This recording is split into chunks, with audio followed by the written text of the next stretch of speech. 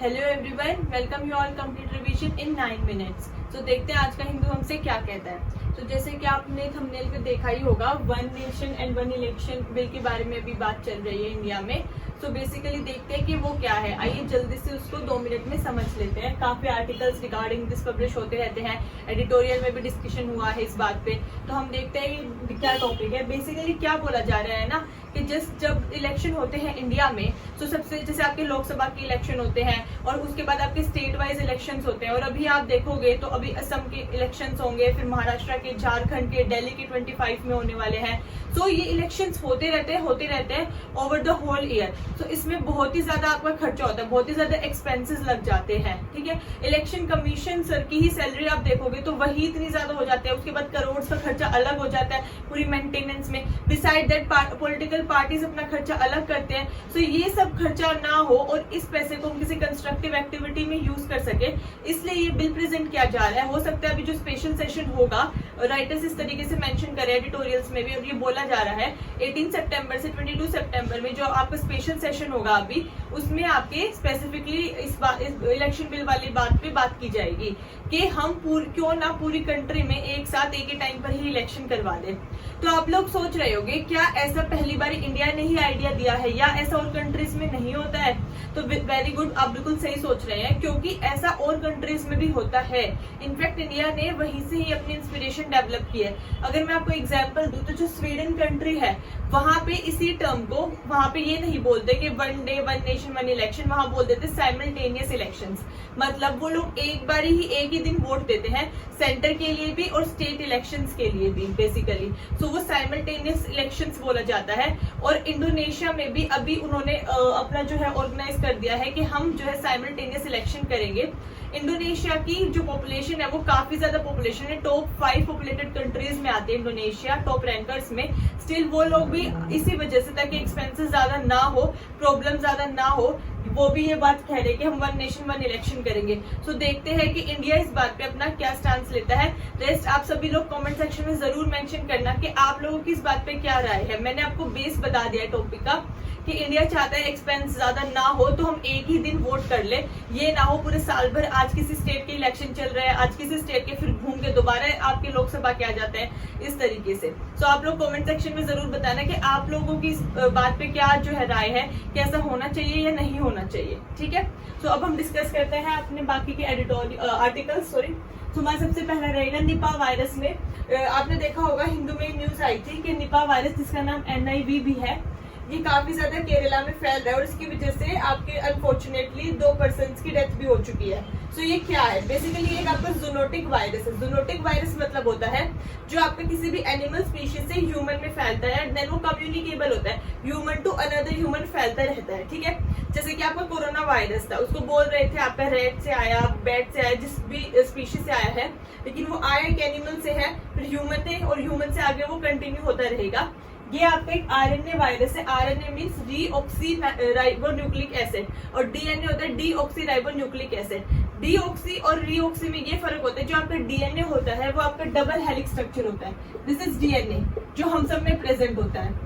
देखिए हम इस तरीके से बनाते हैं, this is DNA, double helix structure है। और जो आपका RNA होता है ये आपका सिंगल हेलिक्स स्ट्रक्चर होता है। ठीक है, इसकी म्यूटेशन काफी इजी होती है। म्यूटेशन मतलब इसमें चेंज आना काफी इजी रहता है, क्योंकि एक तो आप डबल स्ट्रक्चर को तोड़ के चेंज लेके आओगे, एक आपको खाली सिंगल स्ट्रक्चर में चेंज कर देना है। ठीक है, तो ये हमारे बायोलॉजी में मतलब हर पर्सन में ये बेस पेयर्स होते हैं ATGC। ठीक है, RNA में यही आपका U आ जाता है बस। ठीक है, तो A जो है T से डबल बॉन्ड के साथ अटैच होता है, G जो है ट्रिपल बॉन्ड C के साथ अटैच होता है। ये हमारे बेस पेयर्स होते हैं जो फर्दर आपका DNA से RNA बनता है और RNA से आपका प्रोटीन बनता है। ठीक है, ये बेसिक बायोलॉजी है। अगर आपको डाउट हो तो आप कमेंट सेक्शन में मेंशन कर देना, मैं इसका स्पेशल क्लास ले लूंगी। बट हमारा ये बेसिक स्ट्रक्चर होता है DNA RNA का। तो ये RNA वायरस है आपका। सबसे पहले मलेशिया सिंगापुर में देखा गया था 1990s के अराउंड। ठीक है, ये जो है प्रेजेंट होता है अभी फ्लाइंग फॉक्स में। फ्लाइंग फॉक्स आपका एक बैट का ही स्पीशी है जिसको हम टेरोपस बोलते हैं, P साइलेंट रहता है टेरोपस। ठीक है, इसकी साइकिल क्या होती है, देखो ऐसे फैलता है। ये सबसे पहले अगर कोई बैट से मान लो पिग में चला गया, पिग ने फीड किया आपका फ्रूट्स पे, वेजिटेबल्स पे, और ह्यूमन ने वही कंज्यूम कर लिया आपके फ्रूट्स एंड वेजीज। तो और उसके बाद ह्यूमन से वो और ह्यूमंस में चला जाएगा। ये इसकी साइकिल होती है और इसकी अब तक कोई वैक्सीन अवेलेबल नहीं है। तो बेसिकली हमें जो भी है, इसलिए बोला जाता है फ्रूट्स वेजिटेबल्स अच्छे से वॉश करके खाने चाहिए। ठीक है, अब हम नेक्स्ट न्यूज पे चलते हैं। Retail inflation is this food price still by. ये कह रहे हैं कि रिटेल इन्फ्लेशन निकलती है आपकी, तो अभी रिटेल इन्फ्लेशन जो थोड़ी सी कम हो गई है, ठीक है, लेकिन हमें वो डेटा बार बार आपका निकलता रहता है मंथली बेसिस पे, क्वार्टरली बेसिस पे, हमें उस पर ध्यान नहीं देना है। हमें याद रखना है कि रिटेल इन्फ्लेशन क्या होता है, क्योंकि क्वेश्चन आपका बैकग्राउंड से बनेगा। तो बेसिकली रिटेल इन्फ्लेशन जो होती है आपकी, वो इसलिए होती है क्योंकि डिमांड एंड सप्लाई का मिसमैच हो गया। मतलब या तो डिमांड ज्यादा है और सप्लाई कम है, ठीक है, इसलिए आपकी महंगाई बढ़ जाती है। ठीक है, या आपका डिमांड है या आपका सप्लाई है। उसके बाद अब देखो, इन्फ्लेशन जो है आपकी मेजरली 2 टाइप्स के होते हैं, या तो डिमांड पुल इन्फ्लेशन या cost push supply shock inflation. जो आपकी डिमांड पुल इन्फ्लेशन होते हैं वो इस वजह से होते हैं कि डिमांड बढ़ने के कारण महंगाई हो गई है। ठीक है, और कॉस्ट पुश या सप्लाई शॉक इन्फ्लेशन इसलिए होती है क्योंकि आपके आगे से कॉस्ट, जैसे कि रॉ मटेरियल है फॉर एग्जांपल, उसकी कॉस्ट बढ़ गई। ठीक है, कॉस्ट बढ़ने की वजह से ये सप्लाई शॉक, सप्लाई जो है आपकी डेलिबरेटली कम करती, किसी ने जानबूझकर। ठीक है, जैसे कि आपने देखा होगा कुछ लोग जब अनियंस महंगे होते हैं उनके जानबूझकर उनकी सप्लाई कम कर लेते हैं, उनको स्टोर कर लेते हैं, ताकि जब आगे वो और महंगे हो जाएंगे तब उसे मार्केट में उतार देंगे। उसे कहते हैं डेलिबरेटली सप्लाई को कम करना। सो उस वजह से भी महंगाई बढ़ जाएगी। सो इसलिए हमारी जो महंगाई है वो 2 तरीके से बढ़ते हैं, डिमांड पुल और कॉस्ट पुश। अब इसका बाकी स्टैटिक क्वेश्चन जानते हैं जहां से यूपीएससी क्वेश्चन मेजरली पूछता है। दैट इज आपके जो इन्फ्लेशन को मेजर करते हैं वो 2 तरीके से बॉडीज है, सीपीआई और डब्ल्यूपीआई। मतलब ये अपने अपने इंडेक्सेस निकालते हैं, पीपीआई भी होता है, लेकिन अभी हमारे इस आर्टिकल में सीपीआई की बात की जा रही है। सीपीआई होता है आपका कंज्यूमर प्राइस इंडेक्स। ठीक है, इसका बेस ईयर है 2012 और ये आपकी इन्फ्लेशन को मेजर करता है, मतलब अपना इंडेक्स देता है 5 डिफरेंट कैटेगरीज में। वो क्या क्या है आपके, जो जैसे एक तो पहली बात तो सीपीआई में वो चीज आती है जो हम डेली बेसिस पे परचेज करते हैं, डेली बेसिस पर मिल्क, ऑयल, ये सब चीजें अपने हाउस होल्ड चीजें जो होती है। ठीक है, तो इसको एनएसओ निकालते हैं, नेशनल स्टैटिस्टिकल ऑर्गेनाइजेशन। ठीक है, और इसमें क्या होता है कि आपके जितने भी इंडिविजुअल, जैसे मैंने बताया आपके 5 टाइप्स में निकलेगा, तो जितने भी आपके सबसे पहले इंडिविजुअल वर्कर्स होंगे, ठीक है, एग्रीकल्चर लेबर होगा, रूरल जो लेबर होगा, इन तीनों के निकालेगा आपका लेबर ब्यूरो। ठीक है, और साथ ही में जो आपका सीपीआई अर्बन होगा, सीपीआई रूरल होगा, उसको निकालेगा एनएसओ। बेसिकली 5 में से याद रखना 3 जो डाटा देगा, 3 उनकी ऑर्गेनाइजेशंस की, वो आपका देगा लेबर ब्यूरो।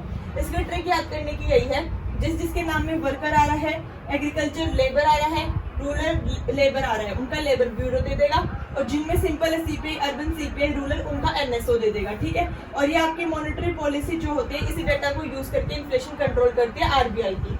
नेक्स्ट हमारा है डब्ल्यूपीआई होलसेल प्राइस इंडेक्स। इसमें हम बल्क में जो सामान खरीदते हैं, आपकी जो होलसेलर्स होते हैं उनके लिए इन्फ्लेशन का इंडेक्स निकलता है बल्क मटेरियल के लिए। इसको पब्लिश कौन करता है, आपका publish of office of economic adviser under ministry of commerce and industry. याद रखना, इनकी जो मिनिस्ट्री है और मतलब इनकी जो पब्लिशर है दैट इज इकोनॉमिक एडवाइजर, और इनके है एनएसओ। ठीक है, नेक्स्ट हम न्यूज पे चलते हैं। ये मैंने ऑलरेडी आपको बता दिया है, 1 नेशन 1 इलेक्शन का। 4th हमारी न्यूज रहेगी इंडिया टी शिपमेंट स्लिप। सो इसमें बोला जा रहा है कि आपकी जो टी की प्रोडक्शन है वो इस ईयर ऑप्टिमम लेवल पे नहीं हो पाई है, तो इसका जो है सॉल्यूशन ये रहेगा कि हमें ऑर्थोडॉक्स टी जो है यूज करनी चाहिए। अब ऑर्थोडॉक्स टी क्या होता है, जैसे टी की जो है आप फुल लीव्स यूज करो। अभी जो हमारे घरों में टी आती है, हम चाय पत्ती जो यूज करते हैं वो आपकी मतलब बिट्स एंड पीसेस में होती है और छोटी छोटी पत्तियां आएंगी अगर आप वैसे लीव्स भी यूज करोगे तो, ड्राइड लीव्स।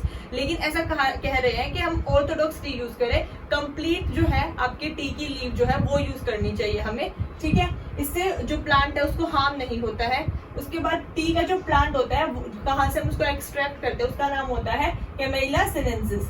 ठीक है, ये बायोलॉजिकल नेम लिखने का तरीका है जिसमें आप जीनस का फर्स्ट लेटर कैपिटल लिखते हैं, स्पीशी का पूरा स्मॉल लिखते हैं और इंडिविजुअली अंडरलाइन करते हैं। ठीक है, इसको जो टेम्परेचर चाहिए that is 20 to 30 degree Celsius और रेनफॉल 150 to 300 सेंटीमीटर तक चाहिए, इसलिए नॉर्थ ईस्टर्न स्टेट्स में ज्यादा ग्रो किया जाता है। ठीक है, इंडिया जो है 2nd नंबर पे है प्रोडक्शन में टी की, 1st नंबर पे आपका चाइना है और इंडिया 1st इन कंजम्पशन है क्योंकि इंडिया में बहुत टी लवर्स हैं, so that is why India जो है 1st इन कंजम्पशन है।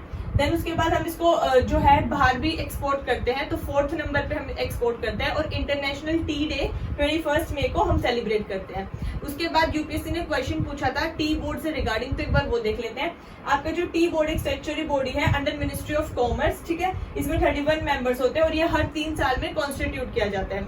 इसके हेडक्वार्टर्स है आपके कोलकाता वेस्ट बंगाल में, और इंटरनेशनल हेडक्वार्टर्स है आपके दुबई एंड मॉस्को में। ओके, सो नेक्स्ट न्यूज पे चलते हैं। Supreme court play against sedition law. जैसे कि मैंने आपको बताया भी था, हमने कवर किया था 3-4 दिन पहले। सुप्रीम कोर्ट में एक play I against sedition law के अगेंस्ट में, कह रहे हैं कि सेडिशन लॉ कंप्लीटली रिमूव कर दीजिए। सुप्रीम कोर्ट कहती है कि हमने ऑलरेडी कर ही रखा है, लेकिन फिर भी कहीं कहीं पे यूज किया जाता है, इसलिए भी सुप्रीम कोर्ट ने बोला है हम 3 बेंच केसेस से 5 बेंच केसेस रखेंगे, और उसमें जो फाइनल वर्डिक्ट आएगी वो आपके ऑल ओवर जो है लागू की जाएगी। तो अब सेडिशन लॉ क्या है पहले हम ये जान लेते हैं। बेसिकली अगर कोई भी पर्सन अपनी हेट्रेड जो है व्यक्त करता है against the government, hourly, return या किसी भी तरीके से, तो वो सेडिशन के अगेंस्ट चार्जेस में आ जाता है। क्योंकि सेडिशन मतलब यही होता है कि आप गवर्नमेंट के अगेंस्ट अपनी हेट्रेड दिखा रहे हो, लिखकर या बोलकर या एक्सप्रेशन से, कैसे भी, और वो आपको शोभा नहीं देता है। तो ये अंडर आईपीसी में जो हमारा इंडियन पीनल कोड है, जिसका रीनेम करने की भी बात की जा रही है, जब रीनेम हो जाएगा तो उस पर भी हम लोग डिस्कस करेंगे। आप लोग सब्सक्राइब कर लीजिएगा चैनल को, बेल आइकन जरूर प्रेस करना ताकि आपको नोटिफिकेशन मिल जाए जब हम ये डिस्कस करें। तो under Indian penal code 1860 section 124A में हमने अपना सेडिशन जो है ऐड किया था।